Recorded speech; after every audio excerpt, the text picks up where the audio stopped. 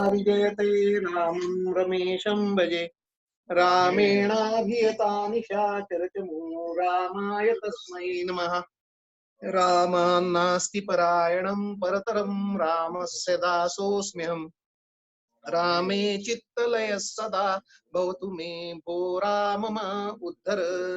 प्रभु श्री रामचंद्र की जय।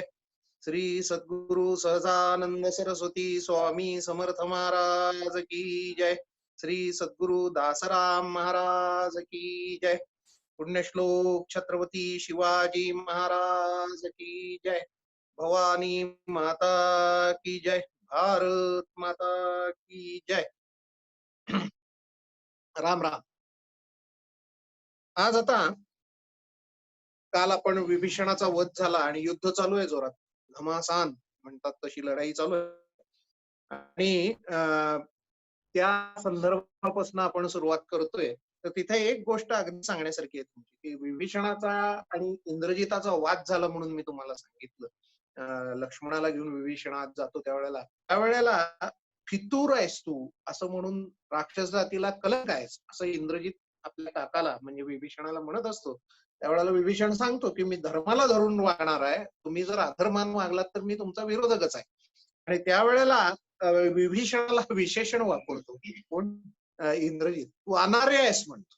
हे एवढ्या करता मुद्दाहून सांगितलं की आर्य आणि अनार्य ही विशेषण ही सभ्यतेला धरून आहे, ही जातीवाचक नाहीत. म्हणजे आर्य विरुद्ध द्रविड हा जो झगडा आहे परंपरागत लावलेला, हा चुकीचा आहे. मी तुम्हाला रामायणातनं अनेक वेळा पटवून देतोय, आणखी एकदा ते समोर येणार आहे आपल्या. असं त्याचबरोबर तो सुपार्श्व नावाचा राक्षस आहे जुना, तो हा सीतेला मारायला ज्या वेळेला निघतो रावण, त्यावेळेला त्याची समजूत काढतो. हे आपण काल बघितलं की सीतेची समजूत काढतोय तो सुपार्श्व. माफ करा जरा हल्लं, पण सीतेची समजूत काढत असतो आणि हे रावणाची समजूत काढतो की सीतेला मारू नको, मूळच सगळं गेलं तर समजा रामाला मारलंस तू जिंकशील, सीता तुला मिळेल, मूळच घालवून तू काय करणार आहेस. मग रावण त्यावेळेला शांत बसतो. त्यावेळेला सुपार्श्व त्याला सांगतो की आज कृष्ण चतुर्दशी आहे आणि उद्या अमावस्येच्या मुहूर्तावर आपण निघा आणि अमावस्येच्या मुहूर्तावर आपण तिथं जो विजय मिळवूया. अशा रीतीनं सांगितल्यानंतर रावण त्याला तयार होतो आणि युद्धाच्या वेळेला राक्षसांना पाठवतो. राक्षसांना पाठवल्यावर राम अशा रीतीनं धनुष्यबाण चालवतात, मन लावून अगदी असं मुग्ध होऊन चालवतात की वानर लढायचं सोडून त्यांचं शरसंधान बघायला लागतात. आणि रामाचं धनुष्य असं चक्राकार दिसायला लागतं. प्रचंड बाण आणि अथक, मध्ये विश्रांती नाही, असं इतकं सुंदर असं रामाचं शरसंधान चालू होतं. असंख्य राक्षस ते रावणानं पाठवलेले असतात स्वतः मागं, ते मरायला लागतात. त्यावेळेला रामाच्या लक्षात येतं की वानर चकित होऊन बघतायत. त्यावेळेला राम अगदी मोठ्या कौतुकानं सांगतात, हे एक तर मी करू शकतो, नाहीतर महादेव करू शकतात, बाकी कोण नाही. एवढ्या क्षमता त्यांच्या ते प्रदर्शित करतात की एखादा खेळाडू एखाद्या वेळेला असं अप्रतिम त्याचं कौशल्य प्रदर्शित करायला लागतो, त्यावेळेला एकावर एक बारीक गोष्टी करतो. तसं हे रामचंद्राचं लढणं आहे.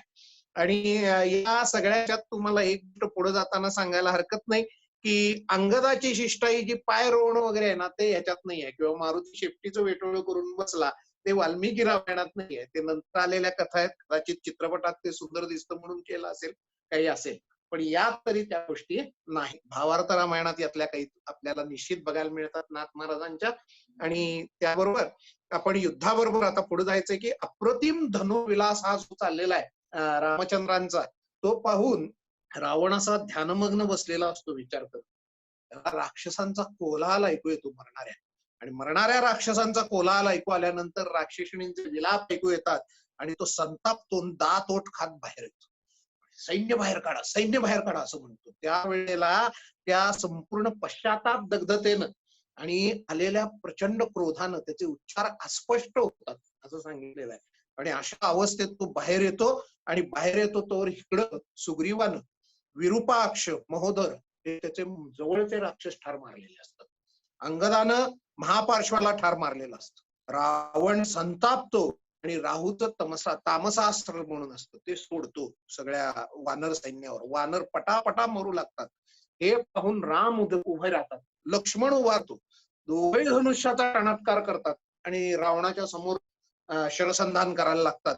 हे बघितल्यानंतर रामावर रावण रुद्रास्त्र सोडतो. या रुद्रास्त्राचा काहीही परिणाम तसा होत नाही. हे राम रावणावर रुद्रास्त्र सोडतो तर रावणावर त्याचा परिणाम होत नाही, कारण तो शिवाचा आधीचा भक्त आहे. आणि यात रावण असुरास्त्र सोडतो. असुरास्त्र सोडल्यावर आकाशातनं असे अनंत प्रकारचे हिंस्र प्राणी रामाच्या अंगावर येत असलेले दिसायला लागतात. राम त्याला आग्नेयास्त्र सोडतो आणि ते सगळं नष्ट करून टाकतो.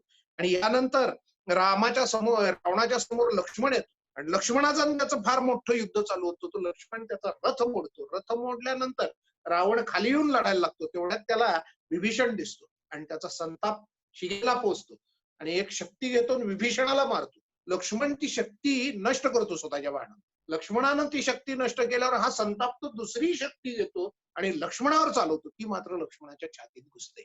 आणि ही जी प्रसिद्ध गोष्ट आहे आपल्या महाराष्ट्रात वगैरे, की लक्ष्मणा आली मूर्छा लागून या बाण द्रोणागिरीसाठी केले तुंटाणं, ही इथं घडते. आणि ती शक्ती लक्ष्मणाच्या छातीत घुसते आणि ती इंद्रजितानं मारलेली नाही आहे, रावणानं मारलेली आहे. हा फरक आहे. आणि रावणानं ती शक्ती मारल्यानंतर लक्ष्मण हा विभीषणाला वाचवायला म्हणून मध्ये गेलेला असतो. तो तिथं त्या पायात पडतो आडवा. आणि मग तो असा बेशुद्ध होत चाललेला बघून ती शक्ती बाहेर उपसून काढत राम म्हणतात, तू गेलास तर मी जगणार नाही आहे, प्राण धरून राहा. त्यावेळेला लक्ष्मण म्हणतो, हलक्या माणसागत काय बोलायला लागलाय तुम्ही, मी गेला तर जगणार नाही वगैरे. आपली प्रतिज्ञा काय, रावणाला मारायची, तिच्यावर लक्ष केंद्रित करा. म्हणजे लक्ष्मण किती समर्पित आहे बघा, की मायासारखे येतील जातील, मुख्य काय उद्दिष्ट आहे तिकडे लक्ष द्या, असं तो रामाला त्या वेळेला सांगतो. हलक्या दर्जाच्या माणसागत बोलू नका, तुम्ही कोण आहे तिकडे लक्ष द्या, आपल्याला रावण वधाची आपली प्रतिज्ञा आहे. आणि त्यावेळेला 100व्या सर्गात 14व्या श्लोकात त्या ध्वजाचं वर्णन आलेलं आहे रावणाच्या. त्यावर कवटीचं चित्र आहे, ज्याच्यावर कुठ प्रश्न विचारला आणि चुकीच्या उत्तराला त्यात पैसे देण्यात आलेले होते. ते मुद्दाहून तुम्हाला सांगितलं. तर याच्यात खरी उत्तर हुडकणं हा एक अवघड भाग असतो. राम संतापतात, लक्ष्मणाला सांभाळा म्हणतात. आणि आता पृथ्वी असेपर्यंत लक्षात राहील असा पराक्रम प्रगट करतो म्हणतात. पुन्हा रामांचं दणदणीत चालू होतं काम, तोवर रावण दुसऱ्या रथावरनं आलेला असतो. लक्ष्मणानं रथ मोडला ना त्याच्यावरनं. आणि हे युद्ध इतके दिवस विषम युद्ध चालू असतं. राम शेवाळकरनी याच्यावर छान लक्षात आणून दिलेलं आहे, की हे युद्ध आता 10व्या दिवसापर्यंत पोहोचलेलं आहे आणि विषम युद्ध चालू आहे. म्हणजे राम पदाती आहे, रावण रथातनं लढतोय. आलं का लक्षात? तर शेवटी इंद्र असतो ना, तो मातलीला रथासकट पाठवतो. मातली हा त्याचा सारथी आहे आणि त्याला मातलीला रथासकट पाठवतो इंद्र, हिरवे घोडे. आणि मग त्याच्यात एक इंद्राची एक विशिष्ट शक्ती आहे, ती ठेवलेली असते. धनुष्य देतो, भाते देतो, अक्षय भाते, आणि ते सगळं रथाबरोबर मातलीला पाठवून देतो. म्हणजे रावण दुसऱ्या रथात आलाय तवर इकडं इंद्राचा रथ रामासाठी येतो. रामाना मातली सांगतो, तुमच्यासाठी दिलाय पाठवून, बसा आता याच्यात, म्हणून यातनं लढा. याच्यावर त्यांनी फार अगदी समीक्षा केली अशा रीतीनं राम शेवाळकरांनी, की इंद्राला रावणाचा इतका धसका बसलेला असतो, की आधी कोण जिंकेल हे जवळ लक्षात येत नाही तवर तो स्वतःचा रथ पाठवत नाही. म्हणजे राम विषम लढतायत हे त्याला पहिल्यापासून कळले. तर आता राम ऐकत नाहीये. त्यांनी इंद्रजितासकट सगळे मारले आणि रावणालाही तोंड देतायत, तोडीस तोड, किंबहुना काकणभर सरस असं ते जिंकणार असं म्हणल्यावर आता रथ पाठवून देतो. असं त्यांनी सांगितलंय. पण असं तसं रामायणात लिहिलेलं नाहीये, पण तो रथ पाठवून देतो, इंद्र सदिच्छेनच देतो असं लिहिलेलं आहे. आणि मग द्वैरथ युद्ध चालू होतं, 2 रथात. आणि मातलीला राम पहिल्यांदा सूचना देतात, की सरळ असं घे तसं घे. आणि ते हळ म्हणतात, अरे तू अनुभवी सारथी आहेस, मी तुला काय सांगायची गरज नाही, चल आपल्याला काय करायचंय तुला माहित आहे. आणि अशा रीतीनं दोघांचं हे युद्ध चालू झाल्यानंतर राक्षसास्त्र सोडतो रावण. त्यावेळेस गरुडास्त्र सोडतात राम. आणि अशी अनेक अस्त्र एकमेकाच्या अंगावर येत राहतात. रामानंद सागराने दाखवले बघा, इकडून एक प्रकारचा बाण, इकडून एक प्रकारचा बाण, ते आदांतर येऊन थोड्या वेळानं गायब होतात. तर असं हे भरपूर चाललेलं असतं. आणि यात सगळ्यात आणि एक गोष्ट लिहिली आहे, की ते द्वैरथ युद्ध चालू झाल्यावर राक्षस सगळे रावणाच्या बाजूने ओरडत असतात आणि देवता सगळ्या रामाच्या बाजूने ओरडत असतात, वानर ओरडत असतात. म्हणजे हे चिरिंग सुद्धा चाललंय दोन्ही बाजूनी, जय जयकार. आणि त्याच्यात ते युद्ध आणि पेटलेलं आहे. राम म्हणजे रावणाचा जोर वाढतो या सगळ्याच्या. आणि रावण मातलीला घायाळ करतो, घोड्यानं घायाळ करतो. ती इंद्राचेच आहेत, त्यांना एवढा त्याचा त्रास होत नाही त्याच्या बाणांचा. आणि त्याचा ध्वजावर हल्ला करतो इंद्राच्या रथाच्या. आणि देव देवता ऋषी सारे हैराण होतात, म्हणतात इक्ष्वाकूंच्या विशाखा नक्षत्रावर मंगळ बसला की काय, असं का व्हायला लागलंय. रामही थोडा वेळ निष्प्रभ झाल्यागत दिसतात. माझ्या मनात इथं आलं की इंद्र जसा घाबरलेला होता, रावणाकडनं हारलाय इंद्र. ती कथा पुढे येणार आहे आपल्याला, उद्या कदाचित भेटेल आपल्याला ती कथा.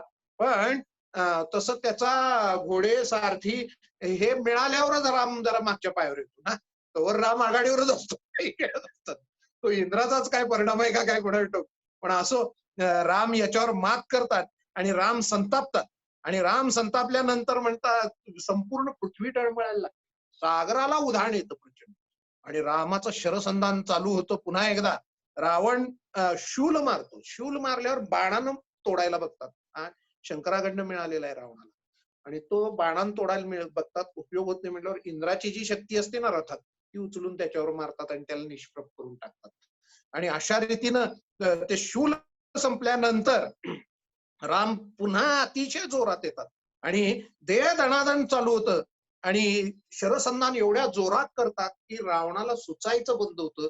आणि त्या अवधीत त्याचा जो सारथी असतो तो रथ वळवून पळून जातो. पळून गेल्यावर रावणाला थोड्या वेळानं शुद्ध येते. तो बघतो की रणांगणातनं आपण विन्मुख जातोय आणि वीराला साजेस. इथं रावण सारथ्याला अनार्य म्हणतो, तू अनार्य आहेस, रणांगणातनं पळवून आणलंस, मला काळीमा लागेल. त्यावेळेस सारथी म्हणतो कृपा करून मला इतकी घाणेरडी गोष्ट बोलू नका, अनार्य म्हणू नका. मी सारथी म्हणून माझं जे कर्तव्य आहे ते केलंय, मी आयुष्यभर तुमच्या बरोबर आहे. तुम्ही आता ग्लानीच गेल्यागत झालेला होता आणि अशात जर शरवर्षाव सुरू झाला असता तर आपल्याला धोक्यात आला असता. तुम्ही सावध व्हावत म्हणून मी फक्त तुम्हाला बाजूला आणलंय, मी पुन्हा घेऊन जातोय. म्हणल्यावर रावण ठीक ठीक म्हणतो त्या. आणि पुन्हा तो यायला लागतो. तेवढ्यात इकडं काय होतं, तो पळून गेला म्हणल्यावर अगस्ती ऋषी ते युद्ध बघायला आलेले असतात. अगस्तीने एक दिव्य बाण दिलेलाच असतो आधी रामाला. ते तिथं जवळ येतात रामाच्या आणि रामाला सांगतात की मी तुला एक स्तोत्र सांगतोय ते आत्मसात कर. तिथं रणांगण. आता भगवंतांनी गीता सांगितली ती अगदी. तर इथं एक स्तोत्र सांगतात आदित्य हृदय नावाचं. त्याला रामाला ऐकवतात आणि हे 15 श्लोक आहेत. हे 15 श्लोक ऐकवतात आणि म्हणतात हे स्तोत्र म्हण, 3 वेळा म्हण किमान. राम आचमन करतात आणि 3 वेळा म्हणतात. आणि रामांचा थकवा खरोखरच जातो. थकवा जातो, तेजस्विता वाढते त्यांची. आणि अगस्ती त्याला आशीर्वाद देतात. झालं म्हणतात काम, आजच तू रावणाला मारशील. आणि तेवढ्यात अगस्तीन पाठोपाठ गबस्ती बोलतो. गबस्ती म्हणजे सूर्य. सूर्य रामानं सांगतो की होय म्हणले रघुनंदन, चला लवकर, आता आम्हाला उतावळी झाली आहे, बघायचं लवकर चला. आणि मग रावण समोर न येतो. इकडून राम पुन्हा एकदा रावणाचा जोर वाढतो, त्याचा पराक्रम. शरवर्षावानं भूकंप पुन्हा व्हायला लागतात, अंधार पडतात, नभ सगळे अंधारून येतात आणि वायुगती लुप्त होते. देव प्रार्थना करायला लागतात की रामच जिंकू दे, रामच जिंकू दे. या युद्धाला शेवटी अन्वय अलंकार वापरून उपमा दिलेली आहे. श्लोक तो फार प्रसिद्ध आहे. साधारण बघा 107व्या सर्गात 51वा 52वा श्लोक आहे की त्याच्यात असं लिहिलेलं आहे, गगनम गगनाकारम सागरम सागरोपम. की गगन हे गगनासारखंच मोठं असतं आणि सागर हा सागरासारखाच असतो.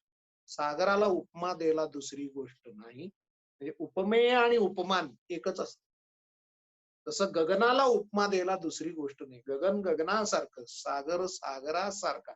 तसं राम रावणाचं युद्ध हे राम रावणाच्या युद्धासारखंच, त्याला दुसरी उपमा नाही. तर असं हे युद्ध पेटलेलं आहे. त्याला अनुपमेय युद्ध असं गीत रामायणात म्हणलेलं आहे बघा. आणि अशा पद्धतीचं ज्याला उपमा देता येत नाही असं युद्ध. आणि त्याच्यात राम संतापतात या रावणाच्या त्या अंधारून बिंधारून आल्यावर आणि तेजस्वी बाणानं रावणाचं मुंडकं उडवतात. मुंडकं उडवल्यावर तिथं दुसरं येतं. पुन्हा एक मुंडकं उडवतात, पुन्हा दुसरं येतं. आता रामाला समजायचं बंद होतं. 100 मुंडकी उडवतात त्याची, 100 मुंडकी तिथे येतात. आणि इथं गदिमानी लिहिलंय बघा, आज का निष्फळ होती बाण म्हणून रामाच्या तोंडी. रामाच्या बाणाला यश नाही असं नाहीच. तो एक पत्नी, एक वचनी, एक बाणी आहे. तर बाणानं मुंडकं उडतंय, खरंच जे त्याचा परिणाम व्हायला पाहिजे तो होत नाहीये, नवं मुंडकं येतंय. त्यावेळेला मातली सांगतो, हा सल्ला फार महत्वाचा आहे आपल्याला आयुष्यात. मातली तिथे येऊन सांगतो कोणाला, रामचंद्रांना, सारथीच असतो, की त्याच्या प्रश्नाला तसाच प्रतिसाद का देत बसलाय? त्याचं अनुचरण का करताय तुम्ही? तुम्ही तुमच्या पद्धतीनं जावा ना. ब्रह्मास्त्र का आता इथं मला हा संदेश भारताच्या राज्यकर्त्यांना मिळावा असं वाटतं. कायम पाकिस्तान सीमेत घुसखोरी केली. मग आमचे 4 जवान मारले. मग आमच्या संरक्षण मंत्र्यांनी म्हणलं, "माकूल जवाब दिया जाएगा." हं? चीन घुसलं. आम्ही भिडलो जाऊन. त्यांना मागे ढकललं. भारताच्या सीमेकडे कोण जर घुसायचा प्रयत्न केला तर तोडीस तोड उत्तर देऊ. काय उत्तर द्यायलाच आम्ही हवे आणि उत्तर देण्यातच आमची माणसं मरायची. समोरच्याचं धाड असू नये यासाठी आम्ही कधी काही करणार आहे का? मातली ते सांगतो, की तुम्ही त्या या प्रश्नाला उत्तर का देत बसलाय? का गुंगलाय तिथं? त्याचं अनुचरण करू नका. तुमच्या पद्धतीनं जावा. काळा ब्रह्मास्त्र टाका म्हणलं. म्हणल्यावर राम त्याच्या छातीचं लक्ष करतात आणि सोडतात ब्रह्मास्त्र. ब्रह्मास्त्र चालवल्यावर देवानी सांगितलेली वेळ आलेली असते बरोबर त्यावेळेला. आणि सगळेजण ज्या घटनेची वाट बघत असतात, ती घटना घडते. म्हणजे अशी तुम्ही पाण्याच्या प्रवाहात कागदाची नाव सोडता बघा लहानपणी, ती उगीचच एका जागी जाऊन थांबते. तिला फक्त एवढ्या टिचकीची गरज असते बघ. तेवढी टिचकी मारली की जाते ती पुढे. त्याला चालना देणं म्हणतात.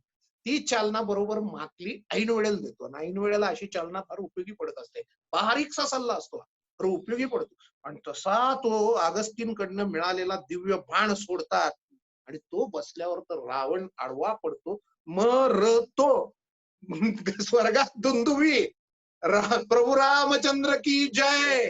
जय जयकार सगळीकडे व्हायला लागतो आणि हा रावण जो मरतो की नाही तो 108वा स्वर्ग आहे. 108 मणी असतात माळे आणि 18व्या श्लोकाला सांगितले रावणानं जीव सोडला म्हणून. आणि मग त्यानंतर सगळे भोवताली गोळा होतात की गोळा झाल्यावर खाली उतरल्यावर मातलीला पहिल्यांदा निरोप देतात की तुझं फार मदत झाली आणि उपयोग झाला. इंद्राला आभार सांग माझे.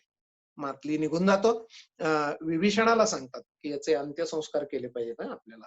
विभीषण म्हणतो हे अधार्मिक आहे म्हणे, मी याचे अंत्यसंस्कार वगैरे काही करणार नाही. असं नाही म्हणजे तिथं एक प्रसिद्ध श्लोक आहे आजपर्यंतचा. तो भारतीय संस्कृतीचा प्रातिनिधिक श्लोक आहे. मरणांती वैराणी असं राम तिथं सांगतात की मेल्यानंतर वैर संपवायचं असतं. त्या देहाची विटंबना होऊ नये याची काळजी घे. त्यानंतर सुग्रीवाला आलिंगन देतात. सुग्रीवाला आलिंगन देतात. त्याची मदत झाली ना. सुग्रीवाला आलिंगन दिल्यानंतर लक्ष्मणाकडे फक्त एक दृष्टिक्षेप आहे. त्यावेळेला लक्ष्मण त्यांना वाकून नमस्कार करतो रामाना तिथनं.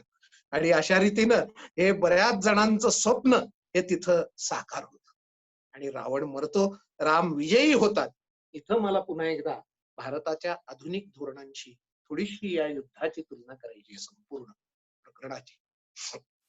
अलीकडे आपण लढलेलं युद्ध म्हणजे कारगिल युद्ध आहे बघा. कारगिल युद्ध कसं झालं? त्याला आता 20-30 वर्ष झाली. तर त्या युद्धात पाकिस्ताननं आपल्या सीमेत घुसून कारगिल वगैरे भागात द्रास, कारगिल वगैरे अशी नावं येत होती त्यावेळेला. त्याच्यात पक्के बंकर बांधले. तोवर आम्हाला खबर बात नाहीये. म्हणजे नुसती घुसखोरी केली आणि उत्तर दिलं, माकूल जवाब नाही. पक्के बंकर बांधले. मग आम्हाला जाण आली. मग आमचे सैनिक जाऊन भिडले आणि तानाजीनं जसं चढून किल्ले सर केले तशा पद्धतीनं रोज एक एक शिखर सर करत गेले. दिल मांगे मोर म्हणणारा राजीव बत्रा तुम्हाला आठवत असेल की त्याला एक शिखर सर केल्यावर बढती मिळाली आणि विचारण्यात आलं त्याला तुला बढती मिळाली आता कसं वाटतंय? तो दिल मांगे मोर म्हणला आणि पुढच्या स्वारीत तो स्वर्गावर आरूढ झाला. असा अप्रतिम पराक्रम आपल्या सैनिकांनी केला. पण प्रचंड दारुगोळा उडवून 500च्या वर सैनिक आपले तिथं कामी आलेले कारगिल युद्धात. पाकिस्तानची हानी किती? तर आता आपण फिगर देताना कदाचित पाकिस्तानवाल्यांनी आमचे जास्त मेले म्हणून दिले असेल. आम्ही देताना त्यांचे 600च्या वर मेले. म्हणजे फार असा फरक नाहीये की त्यांचे 10,000 मेलेत आणि आमचे 500 मेलेत वगैरे असं काही नाही. समसमान सैनिक मेलेत. दारुगोळा कोट्यावधी रुपयाचा गेलेला आहे. त्याच्यापेक्षा जास्त अनमोल हे प्राण गेलेत सैनिकांचे, शूर सैनिकांचे. आणि एवढं होऊन त्या युद्धाचा काळ शेवटचा 8वा. अमेरिकेला विनंती केली आपण की पाकिस्तानला सैन्य मागे घ्यायला लावा म्हणून. आणि त्यानंतर पाकिस्तानचं सैन्य मागे गेले आणि आम्ही विजयी झालो म्हणून देशभर अजून कारगिल विजय साजरा करतो. इथं रामाचा वारसा सांगत असताना त्याच्या विजयाची तुलना करूया. रामाबरोबर सैनिक किती आहेत अयोध्येचे? अयोध्येचे किती आहेत? एक लक्ष्मण. एक लक्ष्मण. आणि अयोध्येचा खजिना किती आहे? 0. सगळं दान करून आलाय.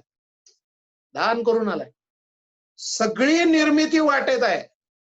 सुग्रीवाशी मैत्री करणं, वानर सैन्य मिळवणं, बाहेरचं विभीषणाला अंगीकारणं आणि त्रिलोक विजयी रावण, सोन्याची लंका असलेला म्हणजे प्रचंड श्रीमंत, तो मुळासकट नष्ट करणं, याला म्हणतात विजय. आणि अयोध्येचा सैनिक आहे तसा परत आहे लक्ष्मण. आणि याच्या पुढे सांगतो आणि गंमत क्षणात येईल तुमच्या समोर. या सगळ्या गोष्टी झाल्यानंतर हनुमंताला सांगतात की सीतेला निरोप द्या. म्हणजे सीतेला सांगायला पाहिजे ना आता, आणि तिला कुशल सांगा, सुग्रीव वगैरे आम्ही सगळे ठीक आहे, तू कुशल आहेस ना विचार, असं विचारा. मग हनुमान जातो. विभीषण इकडं रावणाचा अंत्यसंस्कार वगैरे सगळा केलेला असतो, करतात. म्हणजे त्या स्त्रिया बाहेर येतात, मंदोदरी वगैरे रडती खूप, आणि स्त्रियांना सांभाळून विभीषण आत घेऊन जातो. आणि त्यावेळेला हनुमान विभीषणाची अनुमती घेऊन सीतेला भेटायला जातो. आता अनुमती घेऊन जातो बरं का, पहिल्यांदा त्याला कुणाच्या अनुमतीची गरज नसते. आता शत्रुत्व संपलंय, आपला माणूस आहे तिथं, अनुमती घेतली पाहिजे, तो राजा आहे आता. आणि त्याचा अभिषेक पुन्हा लक्ष्मणाकरवी केला जातो बरं का रामाकडनं. विभीषणाचा अभिषेक केला जातो आणि अभिषेक केला त्याला विचारून सीतेला भेटायला जातात. राम पळत पळत सीतेला भेटायला जात नाही जिंकल्यानंतर. लक्षात घ्या केवढा संयम पाहिजे.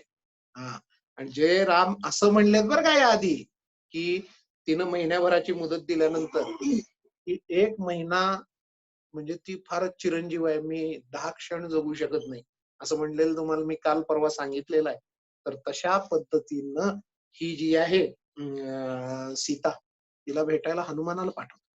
हनुमान जाऊन तिला नमस्कार करतो आणि सांगतो की आपण विजयी झालोय, रावण मेलेला आहे, विभीषणाचं राज्य आहे आता इथं, काही काळजी करू नको आई.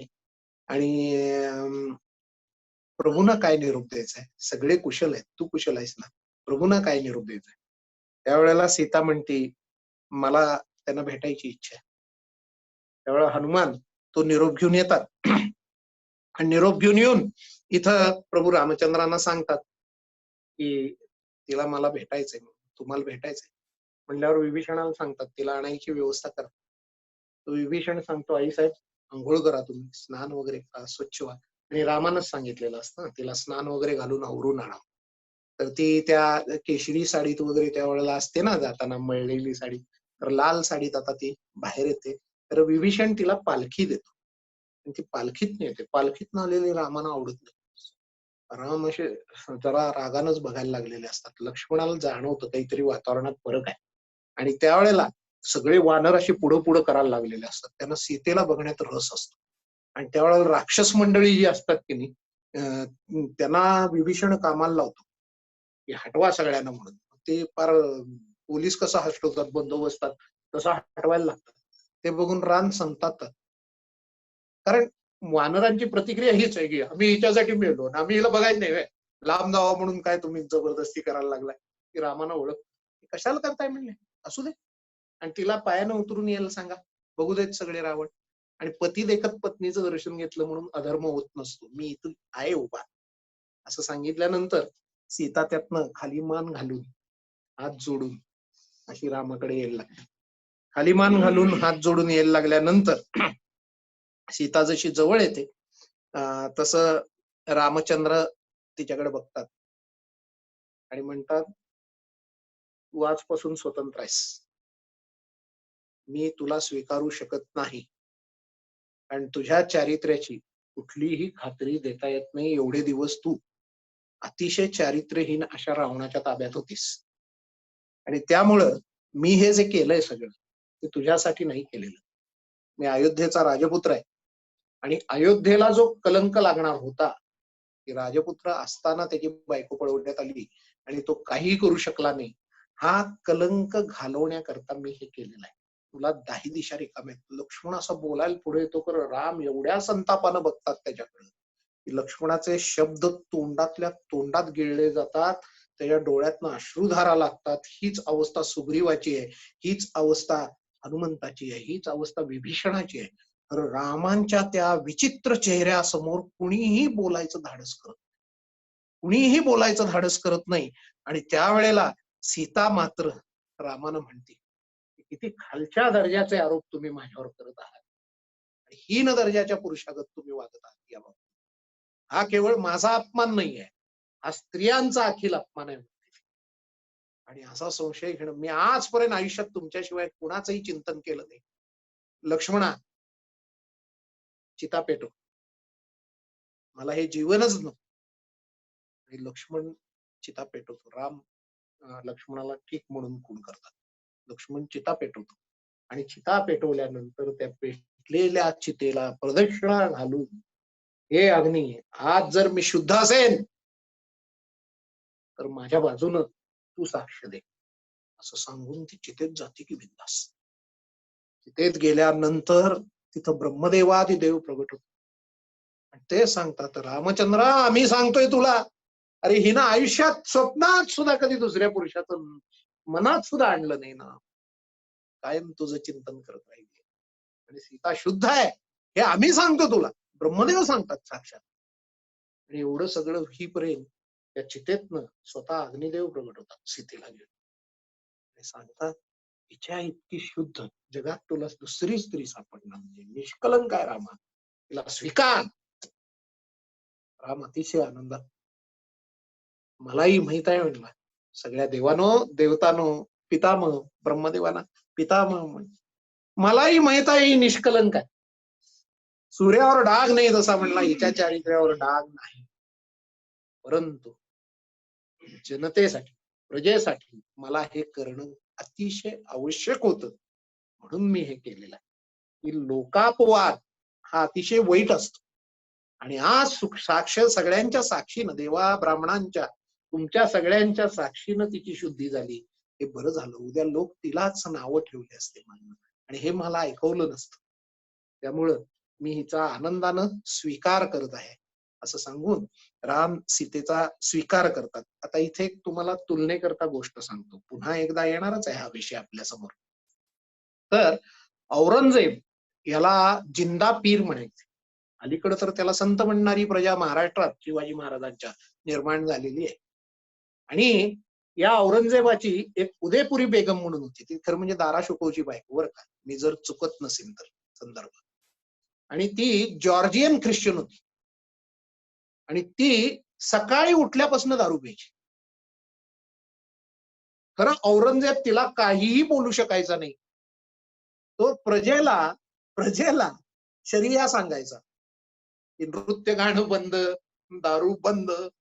तर स्वतःच्या बायकोला कधी थांबवू शकला नाही. त्याला अंगात राम असायला लागतो. इतक्या निष्कलंक बायकोला सुद्धा असं ठामपणे सांगायला. थट्टेची बाब नाही, राजाची पथ्य आहे. तुमचं आमचं सामान्य जीवन आणि चिमणा चिमणीचा संसार नाही, सर्वांसमोर आदर्श निर्माण करणारा संसार आहे. आणि त्या पद्धतीनंच वागायला लागतं तेवढ्या उंचीवर गेल्यानंतर. प्रत्येक उंचीवर जायचे नियम वेगळे आहेत. मग तिथं तुम्हाला ऑक्सिजन सिलेंडर वगैरे न्यायला लागेल सामान्य माणसाला, त्या उंचीवरचं वागणं वेगळं असतं.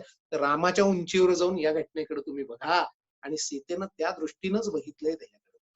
सीतेला राग आलेला आहे, पण ती अग्निसाक्ष शुद्ध झाल्यानंतर सीता त्याच्याबरोबर जाऊन थांबलेली आहे. सगळीकडे आनंदी आनंद निर्माण झालेला आहे. आणि अशा रीतीनं तिथं महादेवांचं पण आगमन झालेलं आहे, सगळ्या देवांच्या. आणि महादेव म्हणतात, प्रभू आता चला तुमच्याकडे, रामा आता अयोध्येत जा, आता कारभार करायचा आहे तुला, राज्य कारभार कर, त्याशिवाय प्रजेला आनंद होणार नाही. आणि इकडे जरा बघितलंस का, कोण आले विमानात, बघ बरं या विमानात. बघतात तर महाराज दशरथांना बघितल्यावर राम लक्ष्मण सीता सगळे हात जोडतात. दशरथ अतिशय आनंदी, अतिशय आनंदी, त्यांना इंद्रलोक मिळालाय गेल्यानंतर. तर दशरथ सांगतात, मुलानो, तुमच्या या वागण्यामुळे मला इंद्रलोक मिळाला, तुम्ही पांग फेडलेत माझे. आणि हा जो लक्ष्मण आहे ना, याला सर्वोच्च धर्माचं फळ मिळणार आहे म्हणले, असं याचं वर्तन आहे. आणि सीतेला मुली म्हणून हाक मारून आशीर्वाद देतात, मुली इकडे ये. आणि तरी म्हणतात रामाला, रामा तुझी 14 वर्ष पूर्ण झाली, तपश्चर्या पूर्ण झाली, तू अयोध्येत जाऊ शकतोस. पण मला अजून कैकेयीचं मनात आहे बघ, ते काही जात नाही. त्यावेळेला राम हात जोडून म्हणतात, की महाराज तुम्ही जर माझ्यावर कृपावंत झाला असला, तर कैकेयी आणि भरतावर प्रसन्न व्हा. मनात ठेवू नका. एवढं त्यांना क्षमा करून टाका आणि त्यांच्यावर प्रसन्न व्हा. भरत खूप चांगला आहे हो. आणि असं सांगितल्यानंतर दशरथ आनंदाने आशीर्वाद देतात आणि निघून जातात.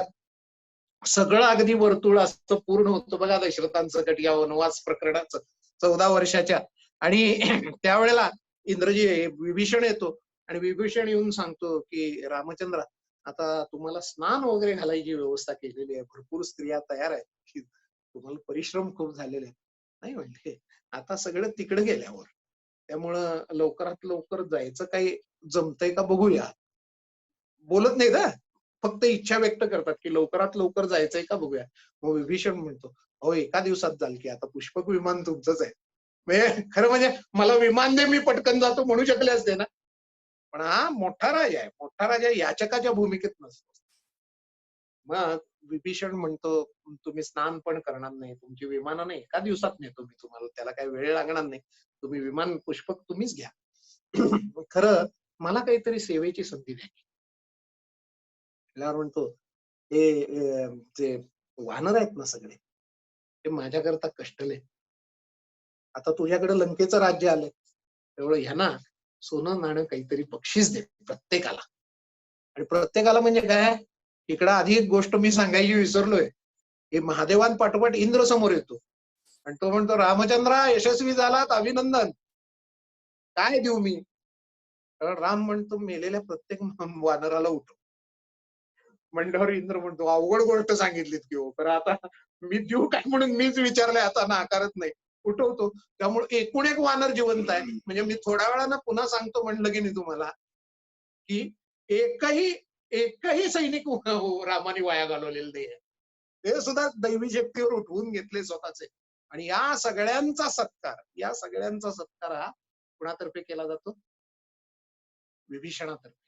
आणि मग सांगतात की विभीषणा, आता तू लंकेचं राज्य सुखानं कर, तू लंकेचा राजा झालास आणि मी आता हे किष्किंधेला सुग्रीव तुम्ही सगळे जावा आणि मी आता तिकडे निघतो. निरोप देतात. निरोप दिल्यावर सगळी घुटमळतात. घुटमळल्यावर काय आहे म्हणले, आम्ही पण येणार आहे की म्हणले अयोध्येत. आम्हाला पण बघायची आहे अयोध्या आणि आम्हाला त्या कौसल्या मातेला वगैरे नमस्कार करायचा आहे. आम्ही काही तुम्हाला छळणार नाही, आम्ही त्यांना नमस्कार करतो आणि येतो परत. कारण आम्हाला यायचं. तर आपल्याला आश्चर्य वाटतं की राम परस्पर का मिटवतात. म्हणजे विभीषणाकडनं लंकेतलं बक्षीस देऊन टाकतात. अर्थात लंका त्यांच्या मालकीची आहे, ते राज्यही करू शकले असते, तर त्यांची ती पद्धत नाहीये. त्यांनी किष्किंधेवर सुग्रीवाला त्यांचाच राजा दिलाय, पारतंत्र्य लागायचं नाही ही भारताची पद्धत आहे. आणि लंकेला लंकेचाच राजा दिलाय विभीषण. म्हणजे यांनी राज्य केलं तर त्यांच्यावर पारतंत्र्य येईल, त्यांचाच राजा दिलाय. त्यांचाच राजा दिलाय आणि मग ते बक्षीस देऊ शकतात, तिथं त्यांनी दिलंय विभीषणाकडनं. आणि यांनाही परत जा म्हणून सांगितलंय. मग असं काय एकदम तुटकपणानं वागतात राम, असा प्रश्न पडतो आपल्याला. त्याचं उत्तर थोड्या वेळात मिळणार आहे आपल्याला. मग असं म्हणल्यानंतर सगळ्यांना सांगतात की बसा सगळेजण विमानात, आपण जाऊया. आणि हे विमान आकाशात उडतं. मग सीतेशेजारी कौतुकानं बसलेत. आता सगळा तो दुष्ट प्रसंग टळून गेलाय. 14 वर्ष वनवासाचा, त्यातनं अपहरणाचा आणि त्यानंतर संशयाचा, अग्निदिव्याचा सगळा टळलाय. आणि सगळा टळल्यानंतर तिथं आता एक एक गोष्ट दाखवत जायला लागतात. म्हणजे हे खाली हा हा जो ढीग पडलाय ना राखेचा, हा रावणाचा आहे, पर्वतासारखा पडलेला आहे. असं करत करत करत करत सांगत समुद्र हा सेतू बांधला बघा मी. हे सेतूचं मूळ. इथं मी शिवाची आराधना केली आणि इथं मला शिवाने आशीर्वाद दिला. मी जाताना हे तुम्हाला सांगितलं नव्हतं रामेश्वराचं, कारण ते येतानाच सांगितलंय त्यांनी, की तिथं फक्त जाताना सागरासमोर धरणं धरलं एवढंच लिहिलेलं आहे. येताना सांगितलं की इथं मी म्हणून महादेवाची स्थापना केली, याला आपण रामेश्वर असं म्हणतो. मग तिथनं शबरीचा आश्रम, मतंग ऋषींचं ते सगळं ठिकाण दाखवतात आणि किष्किंधे जवळ यायला लागतात, ऋषमुख पर्वत वगैरे. त्यावेळेस सीता म्हणते, इथं जरा विमान थांबवता येईल का बघा ना. हो, हे कुठेही उतरवता येतं. नाही, या वानरांच्या स्त्रिया असतील त्यांनाही बरोबर घेऊया की. सीतेला कसा कळवळ आहे बघा. बाईला बाईचं दुःख कळतं. मग या वानरांच्या स्त्रियांना सुद्धा किष्किंधेला विमान थांबवून घेता येतं. तारा म्हणती माझ्या मनासारखं झालं सीतेनं केलं. आणि सगळ्या वानरी स्त्रिया अतिशय आवरून बिवरून अशा विमानात येतात आणि विमान अयोध्येकडे. वाटेतल्या खुणा बघत बघत मग आता इथून पुढच्या खुणा ज्या आहेत त्या म्हणजे जटायू वगैरे या सीतेला माहित असलेल्या आधीच्या खुणा आहेत. त्या दाखवत आठवणी काढत काढत येतात आणि अयोध्या वर्ण दिसती तेव्हा राम ओरडतात, सीते अयोध्या बघ, नमस्कार कर. नमस्कार करतात. आणि अश्विन शुद्ध पंचमी आहे आणि त्याला भरत गोमती नदीच्या तीरी अलीकडं म्हणजे भरद्वाज ऋषींच्या आश्रमाच्या तिथं विमान उतरवण्यात येतं, थेट अयोध्येत नाही. आणि तिथं उतरल्यानंतर ऋषी अतिशय आनंदानं स्वागत करतात. रामा, अतिशय यशस्वी होऊन आलास, मला खूप आनंद झाला. तुला वर देतो म्हणतो, काय पाहिजे सांग. काही नाही म्हणले, या सर्व वृक्षांना भरपूर फुलं येऊ देत, फळं येऊ देत, मधानं लगडू देत पोळ्यानी. कारण आमच्याकडे हे सगळं सैन्य आलंय, त्यांना ते आवडतं. त्यामुळे मोसम नसला तरी फळं येऊ देत, असं राम मागतात. आणि भरद्वाज आनंदानं म्हणतात तसं होईल, काही अडचण नाही. आणि त्यांचा पाहुणचार सगळं करतात. त्यावेळेला मग तिथनं पुढं काय करायचं याचा विषय चालू होतो. आणि हनुमानाला सांगतात राम की अयोध्येत जा आणि तिथं भरत नंदीग्रामात असेल, त्याला जाऊन भेट. जाता जाता आधी एक गोष्ट करू, निषादराज गुहा आहे तिथं, कोणाला विसरत नाही, त्याला भेट, त्याला मी आलोय म्हणून सांग. आणि तिथनं जाऊन तू भरताला भेट. भरताला भेटल्यानंतर त्याला सगळं सांग, घडलेला वृत्तांत आपला आणि यशस्वी होऊन आम्ही आलोय वगैरे सगळं सांग. या सगळ्या बोलण्यात तुला जर भरताच्या चेहऱ्यावरचे भाव थोडे जरी खटकणारे आढळले का, तर 14 वर्ष आता राज्य त्याच्याकडे आहे आणि कैकेयी सारख्या आईचा सहवास आहे 14 वर्ष. तर त्याला जरा जरी राज्याचा मोह आहे असं वाटलं तुला, मुद्दाहून हुशार माणूस निवडलाय, हा आधीपासून पारखला गेलेला आहे, सुग्रीवानं पाठवलेला आहे, तर त्याच्या चेहऱ्यावर जरा जरी नाराजीची रेषा दिसली तरी तू मला येऊन सांग, आपण अयोध्येत जायचं नाही. आता तुमच्या लक्षात आलं की सगळ्यांना घेऊन अयोध्येत ते काय येत नाहीत किंवा विभीषणाकडनंच बक्षिसी का देतात, पण अजून खात्री नाही आहे की मी तिथं राजा झालोय याची. मग ह्या वानरांना काही न देता कसं सोडायचं. हे राज्य जिंकले तर यातलं देऊ म्हणून विभीषणाला द्यायला लावतात. कारण विभीषणच विचारतो मला सेवा काय म्हणून, ती सेवा सांगतात. आणि सगळ्यांबरोबर चला का म्हणत नाहीत. समजा घरात गेल्यानंतर आणलेल्या व्यक्तीला चहा मिळण्याची शक्यता नाही असं तुमच्या लक्षात आलं, कमी दाबाचा पट्टा तयार झालाय आणि वादळी वातावरण घरात आहे, तर तुम्ही सुद्धा बरोबर कोणाला नेत नाही, लक्षात ठेवा. मग राम कसा नेणार बरं, फार सावध आहे हा. असा हवरटपणा त्याच्या आचरणात तुम्हाला कधीही दिसणार नाही. धीर गंभीर खोल समुद्रासारखा आहे, अतिशय शांततेनं विचार करणं हा त्याचा स्वभाव आहे. आणि अशा रीतीने ही मंडळी तिथं आल्यानंतर तिथनं मारुतीराया निरोप घेऊन जातात. गुहाला खूप आनंद होतो, तो निघतो भेटायला. आणि तिथनं गेल्यानंतर नंदीग्रामात भरत असत. भरताला बघितल्यावरच मारुतीची खात्री पडते, काय खुश झालेला, तपस्व्याचा वेश, डोक्यावर जटेचा भार, त्या पादुकांच्या सेवेत आहे. आणि त्याचे सेनापती मंत्री सुद्धा भगव्यात आहेत. आपण नोकरी करतो तेव्हा साहेबाच्या मनाप्रमाणे आपल्याला वागायला, पण साहेबाच्या मनापेक्षा इथं सत्वशीलता एवढी आहे की आपणही तसंच व्हावं असं वाटतं. म्हणजे तुम्ही मी असतो तरी असंच वागलं असतं. अरे नाही, हा भरत इतका त्रास सहन करतो, आपण पण त्याच्या दुःखात सहभागी झालं पाहिजे. अशा रीतीने ही सगळी एकरूप आहेत, एकरूप आहे. आणि या इथं भरताला भेटल्यानंतर भरत इतका आनंदित होतो, मारुतीला मिठी मारतो बातमी सांगितल्यावर, राम जिंकलेत आणि आलेत म्हणल्यावर. अरे म्हणतो, तुला काय देऊ मी, सांग तुला काय देऊ, शेकडो गायी देऊ, घोडे देऊ, काय देऊ, का 16 सुंदर मुलींशी तुझं लग्न करून देऊ. हनुमान म्हणतात, तुमचा जो आनंद आहे की नाही तो मला पुरेसा आहे ना, त्याच्या पलीकडे मला काय. या आयुष्यात घडायची गोष्ट ही सगळ्यात सुंदर, ज्याची अपेक्षा केली आहे ती 100% घडल्यानंतर मिळवायचं काहीच राहत नाही हो. आणि त्यामुळं भरताला हनुमान तिथं सांगतात की ते यायला लागलेत, हेच आपल्या दृष्टीनं महत्वाचं आहे. भरतही म्हणतो की शत्रुघ्नाकडे निरोप पाठवतो आणि आपण कधी भेटायचं, तर उद्या पुष्य नक्षत्रावर आपली त्यांची भेट, उद्या इकडे यायला निघतात असं सांगितल्यानंतर ही सगळी मंडळी जी आहे ती चांगल्या रीतीनं पोशाख वगैरे करायला लागतात, तिकडे शत्रुघ्न हजारो मजूर लावतो वाटेवर आणि संपूर्ण वाट सुंदर, कुठे एक काटा लागता कामा नये, एक बारीकसा दगड लागता कामा नये, बर्फासारखं थंड पाणी त्या रस्त्यावर मारलं गेलं पाहिजे. अयोध्याभर सजावट चालू होते. राम येणार आहेत जिंकून. विजयी वीराच्या स्वागताची सगळीकडे तयारी. आणि राम लगेच तिकडे जाणार का म्हणतात, तर भरताना जाताना सांगितलेलं असतं रामाला, तुम्ही एक दिवस उशिरा आलात तर भरत तुम्हाला जिवंत मिळणार नाही, लक्षात ठेवा. त्यामुळे राम दिवस घालवत नाहीत, तातडीने इकडे. आणि मग पुष्य नक्षत्रावर भेट होणार आहे म्हणल्यानंतर भरत दुसऱ्या दिवशी आवरून तयार होतात, नागरिक येतात, बाजे येतात, आकाशात देव जमतात, पुष्पवृष्टीची सगळी तयारी होते. आणि नागरिकांनी प्रचंड फुलं आणलेली असतात, पताका लावलेले असतात, गुड्या उभ्या केलेल्या असतात, सगळीकडे आनंदी आनंद असतो. आता हा अश्विन महिना आहे, म्हणजे चैत्राला राम नाहीत आलेले, पंचमीला भरद्वाज आश्रमात आहे आणि त्यावेळेला येतात. तर गुड्या या आनंदाच्या वेळेला उभा करायची आपली जुनी रीतच आहे.